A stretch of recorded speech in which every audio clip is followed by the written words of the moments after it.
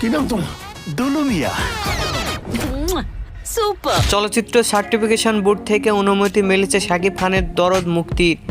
গতকাল রোববার 6 অক্টোবর অনন্য মামুন পরিচালিত এই ছবির প্রদর্শনের পর মুক্তির অনুমতি দেওয়া হয়েছে। সেন্সর থেকে নতুন সার্টিফিকেশন বোর্ড হওয়ায় এখন গ্রেডিং সিস্টেম চালু হয়নি। আইনমন্ত্রী বলেছেন নতুন বিধি তৈরি করতে হবে। 6 মাসের মধ্যে আইন প্রণয়ন করে ছবির মেরিট অনুযায়ী পরে গ্রেড দেওয়া হবে। ঢাকায় সুপারস্টার শাকিব খানও তার ফেসবুক পোস্টে দিয়েছেন তার নতুন সিনেমা নিয়ে। তিনি লিখেছেন, দরদ ভরা ভালোবাসা নিয়ে সে আসছে। যৌথ প্রযোজনায় নির্মিত হয়েছে দরদ। নভেম্বর অথবা ডিসেম্বর ছবিটি প্ল্যান ইন্ডিয়া হিসাবে বাংলাদেশ, ইন্ডিয়া সহ বিশ্বব্যাপী মুক্তি দিতে চান। অনন্য মামুন বলেন, সার্টিফিকেশন বোর্ড থেকে প্রশংসা পেয়েছি, এ সপ্তাহে মুক্তির তারিখ জানাবো।